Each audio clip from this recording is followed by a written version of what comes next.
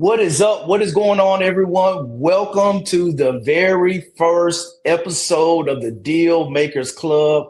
And I have a treat for you all today. 2026 is going to be a great year for real estate investors. And the Deal Makers Club is where we bring on great operators, great brokers, great qualified intermediaries, and everyone that's serving and operating the real estate space and how they are making deals happen.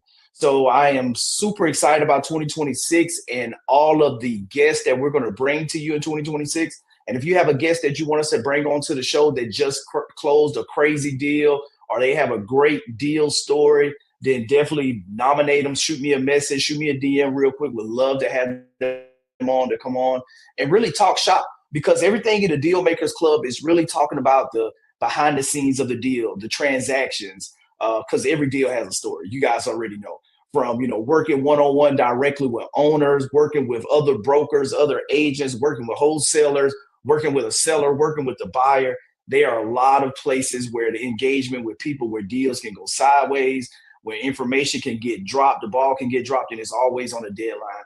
There's always a timeline on the backside of it, but there's always a story in the middle of it for those that are orchestrating the deals, for the investors, for the sellers, the buyers. There's tons of story. And that's why I tell people real estate is the ultimate people business. And really, when you get to the heart of it, where you're even talking about institutional deals and passive investing, that you have to be just that involved as on the active side in order to make sure you're doing it the right way. So today in the Deal Makers Club, we have none other than Austin and Jess Willingham, coming straight out of my home state, the great state of Alabama. Roll Tide always. And a phenomenal power team. When we talk about power team, and when you really look at where they stand right now, their team, they closed 110 transactions, not in their life, not in their career. In last year, 2025, they closed 110 transactions. When we talk about deal makers, they are shaking and moving across the state of Alabama, adding value across the board with buyers and sellers and making transactions happen. So with no further ado, I present to you guys Austin and Jess. Welcome to the Deal Makers Club today. Hey, thanks for having how's us it going? on. It's going great that you guys are here. Like, salute, congratulations. We connected in my Alabama investors group, and I'm seeing the transactions that's happening and going on behind the scenes. I'm more of a multifamily guy and really moving more into a passive investor and like larger deals. But man, you guys have been crushing it, and it's great. So I always tell people, tell me what's not included in the bio that you give to people. But yeah, tell us a little bit about yourselves. Yeah, I'll start it off. So, me and Jess both here were big names at New Western. We definitely started this whole thing at New Western in terms of buying and wholesaling real estate. Shout out to my New Western folks that might see this. They know I've got love for those guys. But New Western kind of helped us understand a certain way of doing it. We both were kind of newer into real estate beforehand. I was in a property management company for about 5 years, and she was more of a higher executive at AT&T. So before New Western, we didn't have years of real estate experience. So, really New Western kind of helped us build that foundation there. And we learned a lot, made a lot of money together, and obviously closed a lot of deals and rubbed elbows with a lot of different types of people in the industry there. Me, I'm from Chelsea, Alabama. Okay. Definitely not many people watching this probably know exactly where that's at. It's more of a backwoods kind of area, but I grew up a lot there, graduated high school there. So, got real estate attorney and realtor as the parent. So it's kind of in the bloodline to, take that route down the real estate route. And, I picked it up in property management, and then, New Western reached out to me. I gave them a shot, and it has just snowballed and grown like crazy since then for me. I'll let Jess kind of give her backstory as well. Yeah, so like you said, I came from the corporate America world. It was comfortable, don't get me wrong. Had a great job, great career going there, but I just couldn't stop the feeling that, there's got to be something more than just sitting here doing the same thing, talking to the same people every single day, and then having a small retirement at the end of the day. So yeah, I gave up that really nice career to step into real estate. And man, I gave it my all, and it really paid off. I did a ton of research. I sought out New Western actually, and kind of helped grow the Birmingham office when I first came in. And they actually pitched me and my success when he was coming on. So I'm glad she mentioned that. We did actually. We actually have a little competition on who made the quickest sale whenever we joined New Western. Technically, she did. Mine never closed. My guy ended up flaking on the whole deal. I did sell one the quickest, but it didn't close, so it doesn't count. So technically, Jess still holds that record, I believe. At least with us too. Anyway. Yeah, with us too. So. No, that's awesome. And I think a lot of people listening in, corporate America, they're right now in the grind that Jess was talking about. And I think a lot of times it takes a leap of faith. It takes some courage to kind of leave that security that comes with corporate America, that comes with the guaranteed income, to go out and say, hey, I'm going to be an entrepreneur. I'm going to go and work in real estate, especially the last couple of years, and where transactions at like multi-decade lows. And a lot of people, you're having all the negative press and all the naysayers on YouTube. Everybody is doomed. We're about to crash again. And you have a lot of the naysayers that's out there. What was it like making that transition to say, hey, I'm coming into New Western into real estate, but then after that to really go out on your own independent? What was the mindset and the kind of the thought process to make that leap? Yeah, I mean, I'll definitely jump on this question. I love this question. Before I started at New Western, I had a good little salary job, like $80,000 a year. At that property management company, I was secure. It was one of those things where you wake up basically kind of hating your day to day because it was a 9-to-5 and it was property management, which we all know, or if anybody knows or has any experience in property management, it's very like it wears you down type of work. Very Right. A lot of problems that you're fixing every day. So it'll mentally exhaust you pretty quickly. But I hung in there for about 5 years, and eventually I had enough. And, of course, I learned a lot there as well. But I had enough one day, and just I ended up just randomly connecting with New Western. They had reached out to me, and I had like a little nest egg or whatever, not somebody who like came from money or had like a whole bunch of money financially, like free or anything like that whenever I stepped into the New Western environment. And basically it took me like a week to sell my first house, didn't close. I think we took a lag for about a month, and then it just like ever since then, I don't think I've really looked back. Like it was getting to the point where it was 5 to 7 closings a month on average with New Western. Then I closed $1 million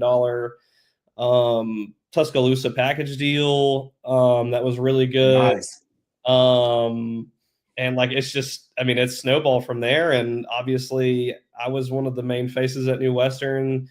It's just kind of like happened every week when I was grinding, and the results were happening. It just kind of blew up after a couple months of continuing to have the same success, if not more, every month.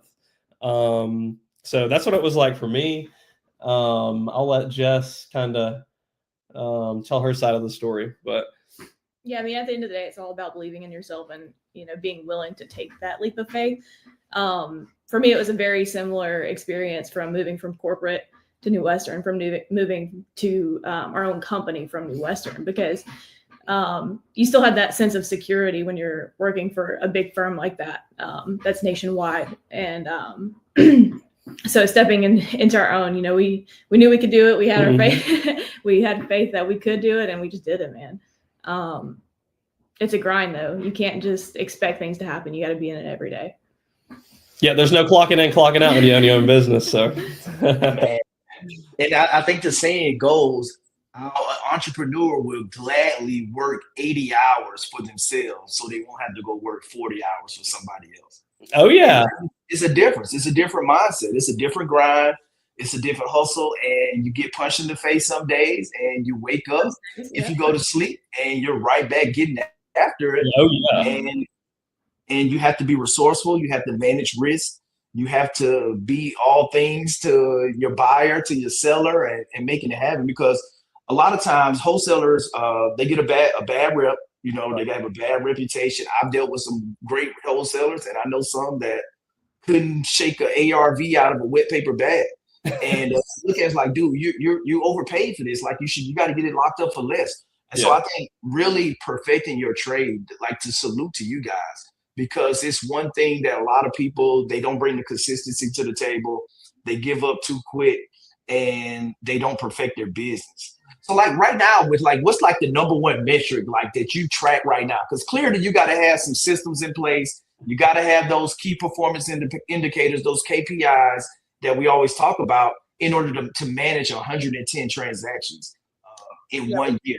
Definitely. We check closings every single day. You got to look at those. You got to make sure everybody's on track.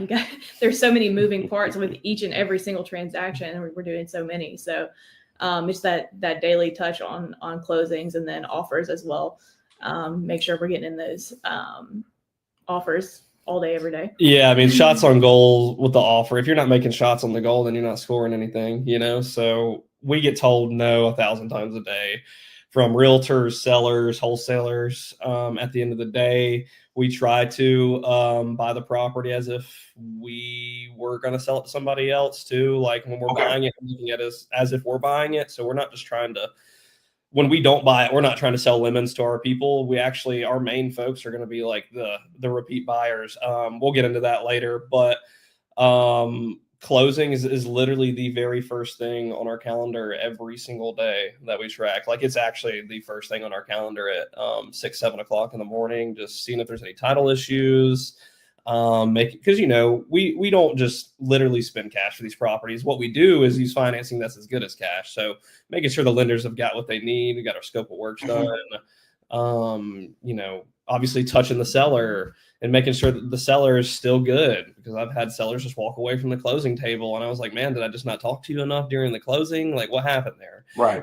So just getting all the touches in and making sure things are lined up. And if they are getting delayed, you know, making sure everybody's, you know, on the same page. You know, getting 2 to 3 to 4 different parties on the same page is like rocket science. It really is, especially these days in 2025. So I can only imagine. And that's per transaction. That's correct. Yep. Mm-hmm. So I know, like, some people say in the industry that, like, you know, in order to get a deal under contract, or even really to get people on the phone, like you have to touch them at least 7 times.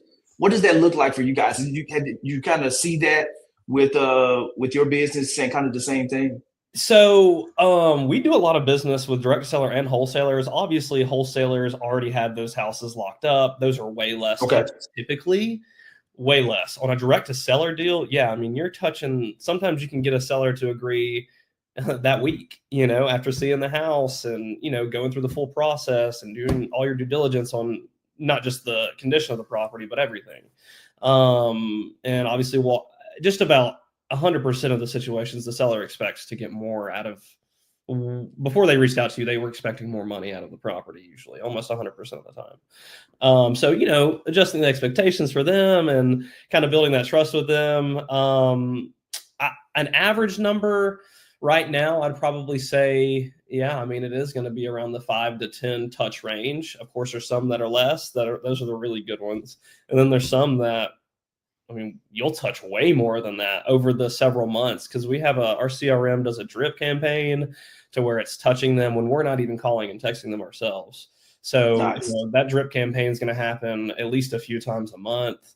And that's all done by AI. Of course, that's a huge thing that I'm sure everybody is, but we're trying to integrate into our business to make it more efficient and obviously produce more income for the company. So yeah, to answer your question though, I'd say about average 5 to 10 times before we get to the closing table, and that's before any title issues are found or anything like that. So No, awesome. No, thanks for sharing that. I know one of the things that, and I always encourage, as I'm talking to like wholesalers, like, hey, what's your portfolio look like? Are you thinking about how can you keep some of these deals? What does that look like for you guys? Because I know we talked before, you're building up the portfolio. How has that journey been for you on the ownership side and as an investor? Yeah. So like with us at our old job, like our old company, we weren't buying near as much as like we are in the position to buy now. So really we're ramping up, like buying like ourselves. I know everybody probably thinks as us as they're wholesalers, right? But the difference with us is we are willing to buy the property if we have to, or if the property's really good, of course we're going to buy it ourselves. We're going to keep it. Nice. We're not really flipping properties these days because of the market. Our last flip was not a super big success in Crest Hill. I'll talk about the losses too. I mean, the losses are what makes you. Not everybody, you don't just win all W's. You got L's in there too. Thanks. So we're sticking with rentals right now, single family. Even like on the sales side, we rarely do anything more than like a triplex or a quadplex. If we get anything bigger than that, it was just honestly a one-offer. So most of our stuff is single family, but I mean, our most recent burr we cashed out really well on. Bought it in Inslee. 3-1, Okay. added a full second bathroom to it, did some other cosmetic updates, rearranged the floor plan very slightly, and we redid the wiring in the property. Okay. Shout out to my guys at Cobalt Construction. But basically got it rented for $1,400 a month in under 2 weeks in Inslee, 3-2 Bellevue Heights area. All in at like 96 and it appraised for 165. So we did a 75% cash out, and we actually just closed that one about a week ago. So anybody watching, we're looking to buy several more all the time, but like I'm really looking to buy a couple more in Inslee. I'm looking at one on that street right now. So anyways, that's kind of how, I mean, it's going for us in terms of buying and holding the properties for ourselves. We're looking to buy the range that we're going to keep this year up to 10. So it'll be a good growth year for us on that side. And that is awesome too. Like when you buy it yourself, you understand the deal way differently. Obviously, everybody knows who has actually bought properties. Every time you buy a property, your investor age grows. Like you grow wisdom every single time you burr and every single time you flip. So we just understand the deals differently because we do actually buy them. Yeah, no, that's awesome. And it's actually my first property I ever bought in 2013 was Avenue K in Inslee. Oh, gotcha. Cool. And, yeah. We got several closings on the Avenue G. Right now, I think Avenue M. Yeah. So we've got. Okay. Yeah. Yeah, no, that's great. That is great because, at the end of the day, that's how you build wealth. And especially now, right now in the real estate cycle where we're at, high interest rates, low transactions are happening, days on market are continuing to trend upward. This isn't the time to be a fix and flipper. It's the time to buy and hold, get great discounts, come in, do the renovations, and build up your rental portfolio. Have 2 or 3 lenders on your team ready to go that can refinance you and execute the burst strategy and build that portfolio up as the market continues to recover. And I know the administration is doing different things. I think they've taken the 50-year mortgage off. I saw something that's kind of going away. But now they're limiting institution buyers, which I think I saw some data with, I think Birmingham was like 12% ownership is by institutions in Birmingham. And I think Memphis and Atlanta kind of higher, up to around 25%. So 1 out of 4. But I think that's going to make it a great opportunity for investors to pick up more inventory that the big guys were coming in and just kind of scooping up over the last few years. How's that relationship been? Were some of the hedge funds and funds that were buying in Birmingham, were those some of your customers back in the New Western days, or even today, that were buying? So actually, we didn't really. You can't. The way institutional buyers buy, they can't really do it the New Western way. So we, since no longer, obviously being at New Western and have our own thing going, we've made a really good connection with a hedge fund type of buyer right now. And in just 2 months, we're probably closing somewhere right under 30 closings with them. More if it wasn't for so many title issues. course, they're able to pay a little bit more money for the property. They need a couple weeks more, or they need an extra week to close typically than a normal buyer would. But I mean, they're gobbling crap up, man. Like, they're gobbling a lot of houses up. When they met me, they literally told me they want to own Birmingham. Literally. The houses we're not buying, they're going straight to them. And man, they got way more money than me or most mom and pop investors do. And just the way that they buy it is a lot lower risk for them. So they're able to do it at such a large scale.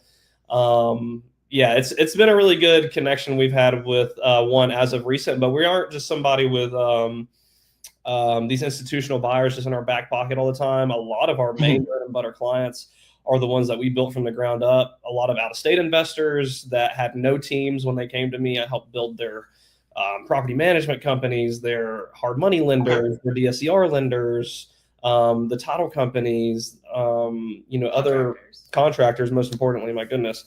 We help a lot of those guys who went and bought 5 to 10 houses a year. They scaled their portfolio through us, and they got most of that referral through us. Some of them 100% referred through us, and they still use those teams to this day to buy properties from us. So those are our main people. Like, those are people we have really like real human connected relationships with. They aren't just people that we do business with. Those are the people we're giving the Merry Christmas, Happy New Year cards to. So all those people that might see this know who they are, but we're not just working with a large amount of institutional buyers, just a couple really good ones right now, since going separate ways. Okay. Yep. So how's the relationship been with you guys as a couple? Well, with a new addition on the way. Congratulations again, by the way. So how's that dynamic? I know how my wife and I, how we operated together, because when I was at work with the military, she was the one working with contractors, property managers, paying things at Home Depot over the phone. So she was the glue keeping everything afloat while I was kind of out of sight, out of mind. So how the dynamic work with you guys kind of working together as a couple? I'm going to let Jess jump on this one. It was kind of an easy transition. We worked together for over a year before we started our not so professional relationship. Yes. So we were kind of able to integrate it pretty easily to our everyday lives, and it makes it so much easier when I can just look across the room and be like, "Hey, I'm at this number. Does this work for you?" Like, I don't have to call and wait for this busy guy to get back to me. I can just holler at him at the house or something. It's kind of funny, even when we're mad at each other, we're still like texting back and forth like about business. Oh yeah, the business doesn't stop, man. Yeah. Still celebrating the wins, that kind of stuff. No, that's cool, because a lot of times, you hear some people, they can't work with their spouse. I actually, for one, I love working with my spouse. It was really when she kind of started helping and realized everything that I was doing alone. She's like, "Oh wow, I had no clue you were managing all this stuff that goes into flipping a house and doing multiple simultaneously and working a W-2 job." And so it's definitely great to see. And I think hopefully it inspires a lot of other power couples to get started, to get going, and just kind of understanding that what's possible when you're working together. Because guess what? Two minds working together is definitely better than one. Kind of talking about these deals, 110 transactions. Is there one that kind of stands out like, man, this was a crazy deal, like no one would ever believe? Man, I have one with a not so happy ending. I could sit here for a while, honestly, and kind of name different ones, but this one obviously just like clicks when I think of like really sloppy or really disaster type of closing. It's the most entertaining. Obviously, there's a lot of people who are in this kind of business know, like, there's a lot of moving parts all the time. Some are just little nothing burger kind of things and whatnot. But this situation is just very unique. I've never had a situation like it, and I don't think I ever will again. It was a house in Inslee. It was not like a historical area, but it was an area with just a lot of really big houses over there in Inslee. What address of that? It was like an avenue. I think it was potentially Avenue I. It was, yeah. And it had It needed a lot of work. Ginormous house. Floor plan was screwed. It was beat up. It had profanity spray painted all over the walls. Had a really tall ceilings. A lot of potential to the house, but there were a couple of nice houses on our street and the neighboring streets. Of course, there was a really bad house that people are living in right next door. Like, how is that a house even livable type of situation? But anyways, I had one of my out-of-state guys from Atlanta pick it up off of me, just off of a phone call one night. He didn't even go do any due diligence at the house. It was just a trust kind of thing. It wasn't one of my like big repeat buyers or anything. I think that was like his second house he had bought for me. He had put it under contract one night. And I'm not going to name drop any other folks in this thing, but basically he had put it under contract one night and come up on closing day, man. He just decided that the, I guess, BPO appraisal he had gotten on it didn't work out for him. So he was just going to back out of the closing and lose his earnest money. And of course, that was devastating. At the time, we were in Tennessee, in Gatlinburg, when it happened, literally like on the strip. Like, I'm taking that phone call right there, you know, kind of going through it, contacting my team about it, letting them know what's going on. And we, you know, after we mutually released with that guy and terminate it, we had to do a price reduction too for that guy, by the way. After we mutual released and terminated him from the deal, of course, we went and tried to resell it again for that seller that's in that situation, Right. that we were direct to seller on. And we had sold one of their houses like one street over too. So they had already built some kind of trust in us and seen that we could perform. Well, it goes, I sell it again. I sell it to another person. I end up selling the house to another person. And we went on like a company trip to Puerto Rico. And I wake up one day during the closing, this buyer backs out on closing day. 2 buyers back to back on 2 different deals in a 2-month period back out on closing day. Their whole thing about it was they just found a better deal. And we're talking $7,500 earnest money here. Like, we're not talking like $1,000 to $2,000 earnest money. We're talking about each buyer, you know, walking away from $7,500. And yeah, we didn't end up closing that deal, man. No one got paid. No one got anything besides a legal fund from, you know, whatever earnest monies were collected after the seller was taken care of. So that was probably the craziest. We still to this day, I think of that as like the cursed house. So, you know, that's probably the craziest story that will always stick with me, but there's so many other ones that, I mean, I could probably come up with, but I'll lead with that one. So. Yeah, no, I think that's a good one because a lot of times people don't understand the grind, like the transaction, like the deal doesn't close till the wire hits the account. That's right. You know, not even till the ink is signed because, you know, there's still transactions and balancing and everything. So until the wire hits, it's not closed. But no, I think that's the thing. Like things happen, and you have to be prepared for that. But I think, you know, we're just going through and really talking about that deal and adversity. Like, how's the mental side for you guys? How do you guys manage the stress that, you know, I can only imagine, you know, you got your own fix and flips going on.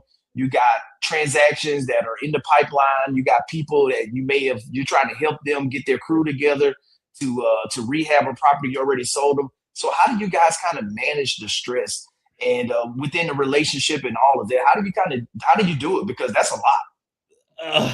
We've got systems in place and softwares that help us kind of organize a lot of the things, but it really is just like sometimes you're running around like a chicken with his head cut off. I mean, it's just not something you can just avoid. I mean, there's always going to be chaos. I think her and I both thrive in the chaos, though. I know, like, I really buckle down and perform my best in the chaos. I don't think there is really any secret answer of how we maintain the stress. Like, you just deal with it. And that's one of the things that you take on when you own your own business and you're doing this many transactions and you're obviously touching this much money. So, you know, softwares, systems, and teams.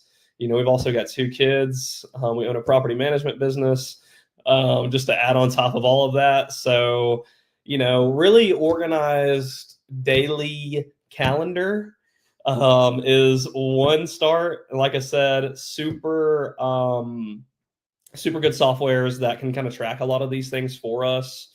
And honestly, just getting in the thick of it, in the deep end, and just diving in. I mean, there's not really any way to avoid the stress. You just got to grind through it.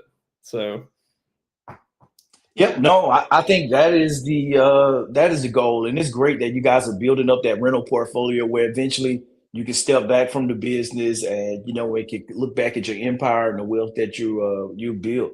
So, kind of for you, as we kind of wrap up, what's the ultimate goal? What can we expect to see from Mhm. Austin and Jess in 26, and kind of where do you guys see yourself 5 years from now?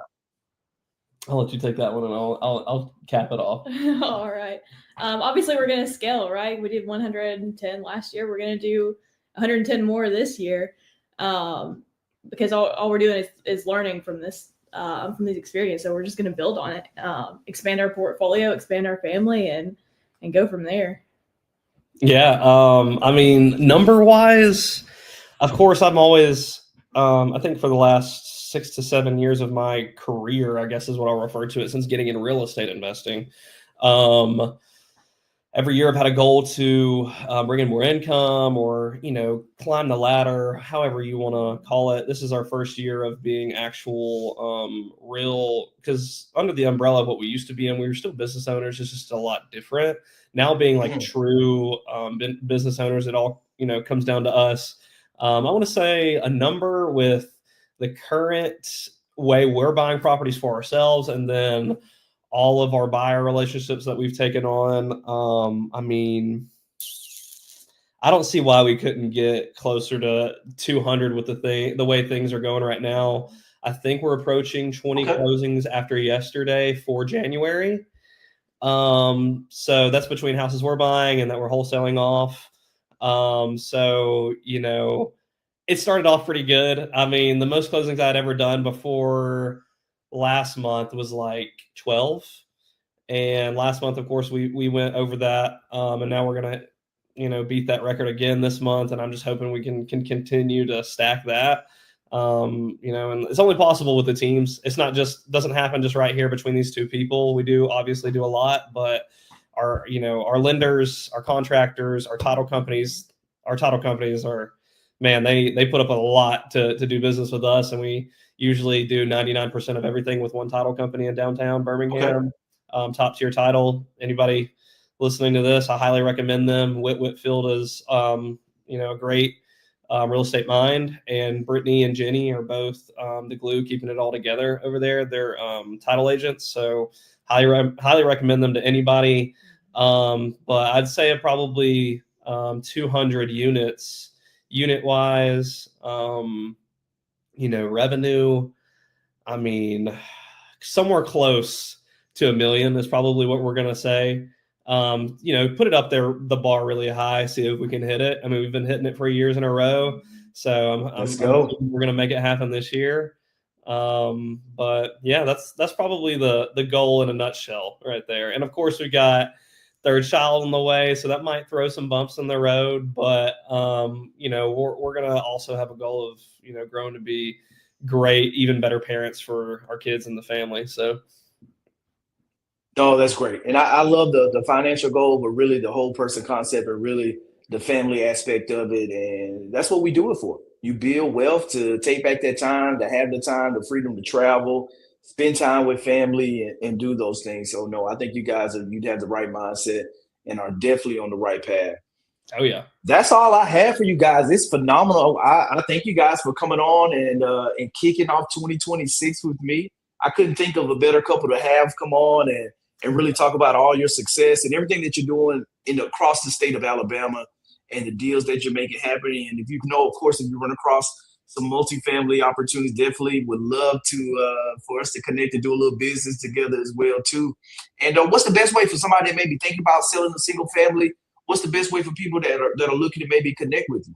Yeah, so looking to buy or sell, obviously you can I handle more of like I do both. I do acquisitions and dispo. Jess here does specifically acquisitions, and we have an acquisition manager now. So of course on Facebook, like all of our stuff is right there on our home pages, but we've got our website Okay. hams with an S, hamsmovebham.com. You can go on there. If you've got a property, you can submit the form there. It'll come straight to our emails, our text message. We'll see it right there. The whole team will, and we'll have somebody jumping on it right away. Speed the lead type situation. And of course, I do get blown up, every day with phone calls and texts. you can call me or text me. I do have a New Year's resolution of getting better at responding to DMs and text messages. But basically 205-908-7734. Call me, text me there. Email is pretty simple. Sales@hamsmovebham.com. Acquisitions@hamsmovebham.com. Either way you send it, we'll get it. And buyers that are looking to buy out there, we're probably touching 30 to 50 deals a month between all the different ways we get our deals, PPC, PPL, mailers, the, referral that, you can't just build a referral overnight. So that takes time to build, but we're touching about 30 to 50 deals a month for anybody who might want to get an opportunity at buying a good property from experienced wholesalers who will buy their own product. So. No, I love it. I love it. Definitely reach out to Austin and Jess if you're looking to get deals in the ham in Birmingham. No, I appreciate you guys again coming on, and look forward to bringing you back in the future. And of course, with a whole lot more transactions under your belt, and hopefully all and only good stories from here going forward. That's right. I'll have some referrals for you on the next episode if you don't have anybody lined up. All right, let's go. Thanks again, guys. All right. Thank you. See ya. Bye. Yeah, no, that was great. No, shout out to Austin and Jess, that phenomenal power couple, 110 transactions in 2025. If I don't know, you got to stop making excuses. Like, there's people out here crushing it, doing what they want to do. You just got to figure out, what do you want to crush in life? What do you want to be great at? And start putting forth the effort, start putting in the time to make it happen. And you'll be good to go. For those not on LinkedIn, one of the most recent articles, I shared it with you guys, that just dropped for you to go and check out. 2026 most important retirement signal just came out and dropped. So there was a San Jose multifamily acquisition, the largest on record, $323 million apartment acquisition. I dive in on just what that actually means. For when we start talking about investors and what's happening out there, what does that actually mean to the market, and how the California market is rebounded, and just where market rent. So that was a 650 unit luxury apartment complex in San Jose. And earlier in 2025, there was a 948 unit Park Kylie that sold for $370 million. So there's money transaction. The big boys, the institutional buyers, they're moving and shaking in these markets. But the same thing is, guess what? What if you owned a B class or C class apartment 2 blocks down the street, and you were supporting workforce housing or had affordability housing? Guess what? You may not be charging the average San Jose rent of $3,190 a month, but maybe you're getting $2,000 for a B or C class property. So the thing is, you want to look at what are the institutional guys doing, and how can you align your money where you're looking to invest in passive institutional deals, or you're looking to pick up active acquisitions for your own portfolio that you're going to manage and run, that are somewhere within the vicinity. We call it the path of progress, and that's where you want to end up being. And so just understanding, you can dive into more of the details in my analysis on what I think that means for the California housing market. And just for those looking at retirement planning and overall diversification, what does this type of transaction mean to you? And then you can go through and look at all the other newsletters. I usually drop 2 articles a week. I talked about Silver Springs acquisition outside Washington, D.C. that just happened, and the things that's happened, because right now real estate is starting to bottom out. That we're starting to see the big guys, they're coming in, they're looking to acquire. They're acquiring these new multifamily units that are 1, 2, 3 years old, acquiring them for less than replacement costs, 20 to 30% below where they were at the 2022 evaluations. And guess what? You should be looking at how you can align your investments and everything that you're doing as the same way where the money and the capital is flowing. So make sure you guys follow me on LinkedIn, connect, subscribe to the Capital Brief, where I'm breaking down all these institutional moves and helping you become a better steward and take back control of your capital and your investments. So that is it for this week. Next week, I think I'm going to be on the road, so we won't have a live session, but we'll have one coming up the following week after, diving into more deals and more closings with top tier operators that are making deals happen across the United States. And then if you know anyone you want to nominate, or maybe you closed a recent deal that you would love to come on the platform and share, would love to have you guys come on.